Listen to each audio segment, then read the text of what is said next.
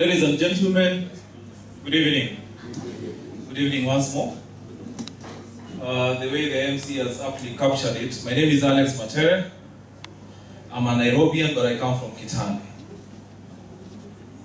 Chinua Achebe, in the book A Man of the People, in the opening salvo, he says that from the outset he has to admit that the person he's going to talk about is indeed a man of the people. And he says if he fails to admit that, then the story is going to tell will make no sense at all. And that is the story of Fwamba. In August 2003, when I was on a half-term break, this country lost the Vice President, the late Kijana Wamalo. And as a Form 1 student on holiday, having saved part of my pocket money, I made it to the funeral that was hosted in Kitale Showground. The University of Nairobi students had come in 3 buses. Notably, that particular afternoon, it was a rainy afternoon, I was able to pick out one Fwamba, and secondly, another gentleman called Makoha Wanjala. Fast forward, in the year 2008, I joined the University of Nairobi. I participate also in student leadership. 2 years later, in 2010, a constitutional amendment opportunity presents itself. And who do I meet again? Fwamba, leading the youth appendage for the constitutional campaign team. Fwamba takes me in his wings, and I also happen to lead all the Kenyan universities and colleges, students who are advocating for the amendments for the constitution, for us to have a new constitution. My story cannot be told without the contribution of Fwamba. He has been a brother, the way I captured it in my introduction. He has been my mentor. In some moments, he has actually been like a father to me. And he has always been my political guide. When we talk about the revolutionaries, the Malcolm X of this world, it is Fwamba who taught me about Malcolm X. It's Fwamba who taught me about Fidel Castro. It's Fwamba who taught me how to be a revolutionary and how to push for political transformation in a system.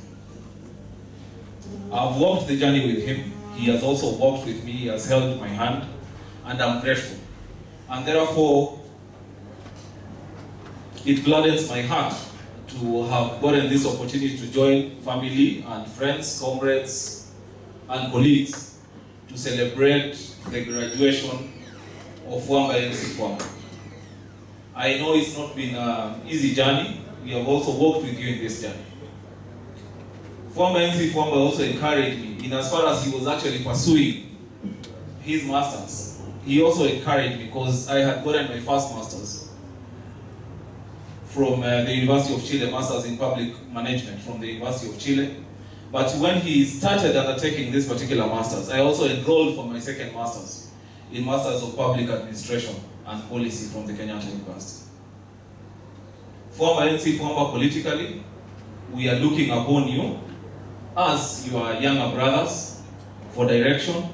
Those lessons that you inculcated in us are still very dear and are still transformational even in the journey that we are pursuing. About 2 weeks ago, in fact, that's when I came back. Fwamba and close friends know, I had been nominated by the United States government as part of current and future leaders from Africa to attend a leadership training program. And one of the areas that we visited trying to comprehend the history of America was in Boston, Massachusetts, a place called Plymouth. And Plymouth, for those who know Malcolm X, there's a time when he chides the civil rights movement that they came to the United States as slaves. They did not come there as slave owners. At Plymouth, I had an opportunity of seeing for the first time that ship that brought the colonizers from England and from Netherlands to come and conquer the Red Indians in America. At that particular point, the first person I actually called on video was Fwamba, and I told him, as my teacher, the way probably Malcolm X would have alluded to Elijah Muhammad, that as my teacher, hey, look what is before me. Finally, I get to meet the Mayflower. That is the kind of impact that we have had in our lives, not just me, but also for the rest of the cohort that we've been able to nurture and to mentor up to this particular point.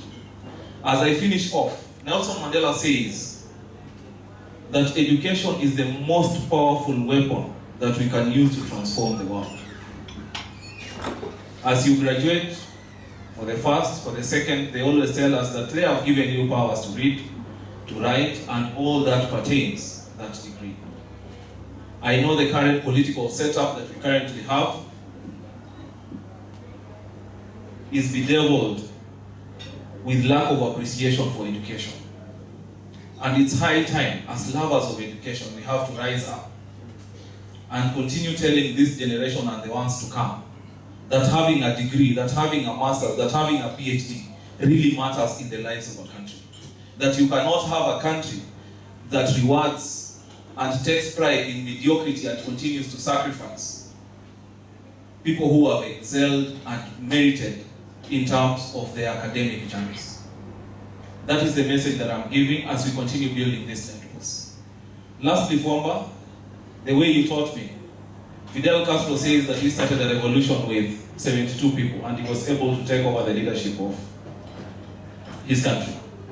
And he says if he's given an opportunity to do it again, he'll do it with 15 people. In this hall, I'm not seeing 15 people. I'm seeing about 50 people who have the zeal, who have the grit, and who have the gravitas of transforming this nation. Thank you so much, and God bless you.